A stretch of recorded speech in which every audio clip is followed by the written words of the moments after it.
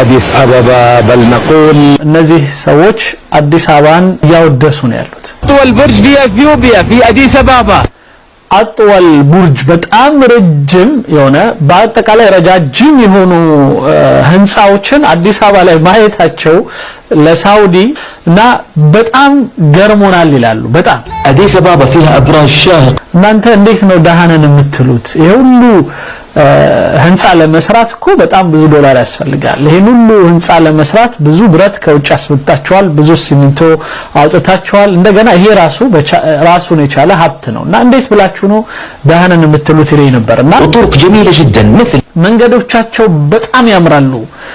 ጀሚላ ጅደን ይላል። የሚኖረው እኮ ሳውዲ ነው። በአዲስ አበባ ላይ የሚያዩትን ነገር ግን ሆልድ ማድረግ አልቻሉም።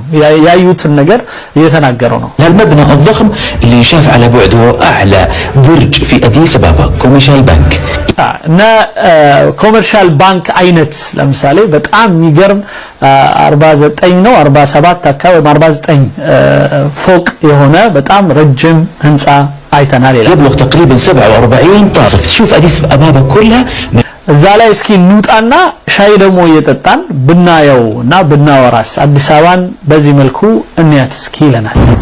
المبنى في اطول مدنها وقراها 40 طابق 40 مباني በጣም ትላልቅ የሆኑ በጣም የሚያማምሩ ብዙ ህንጻዎችን ታያላችሁ አዲስ አበባ ላይ ስትሄዱና መንገዶቻቸውም በጣም ነው የሚያምሩት ካለ በኋላ مثل المبنى الضخم اللي ይሄ እንደዚህ ከርቀት መታዩት ያለው አይነት ህንጻ على برج في اديس ابابا كوميرشال بانك አሁን ወጣ ላይ ማለት ነው طابق ከ47ኛው ፎቅ ላይ ሆነን ሻይ የጠጣን አዲስ አበባን ወደታች ስናያት شعور لا يوصف. تشوف اديس በፍጹም መግለጽ የማንችለው የሆነ ስሜት አለው ይላል። ابابا كلها من منطقه علويه. መንገዶቿን ውስጧንም ላይዋንም ሁሉንም በደንብ ማየት የምትችሉበት ሆናችሁ ስለ አዲስ አበባ ማየት في اديس ابابا በጣም ተገርሞ ነው እንግዲህ እንዲህ ያለ በስሜት ነው የሚያወራው።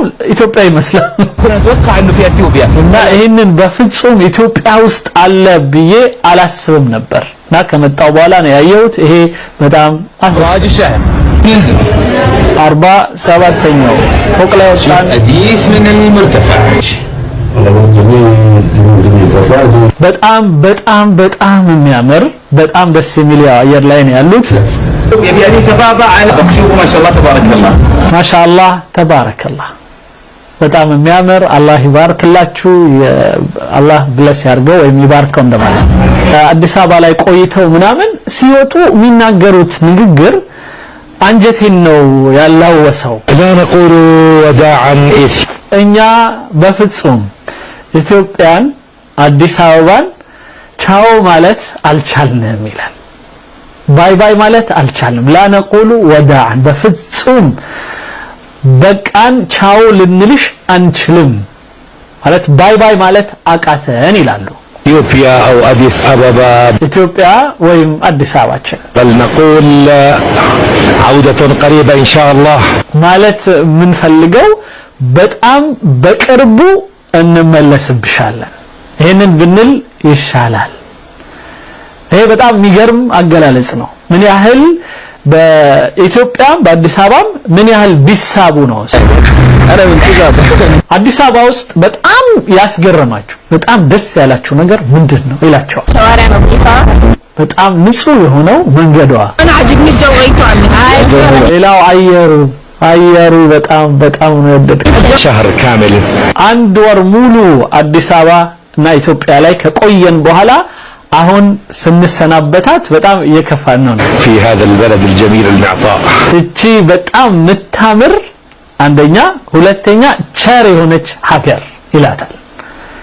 አካንት በጣም ከባድ የሆነ እንትን ነው አገላለጽ ነው የገለጸን። ሲመጡ ኤርፖርት ገና ሲወርዱ አዲስ አበባ ስንገባ ትዝ የሚለን ያ የእውነተኛ ምድር ያሉሽ ነብዩ ሰለላሁ ዐለይሂ ወሰለም እና የፍትሃዊው ንጉስ አንቺ ጋር ማንም የማይበደል የሆነ ንጉስ አለብሽ ብለው ያወደሷት ሀገርን እንደረገጠን ስለሆነ የሚሰማን ያ አንደኛው ነገር ነው ይላሉ። ገና ሲገቡ ነው በእጅ ያለ ወርቅ እንደ መዳብ ይቆጠራል እንደሚሉት እኛ ደግሞ ለምሳሌ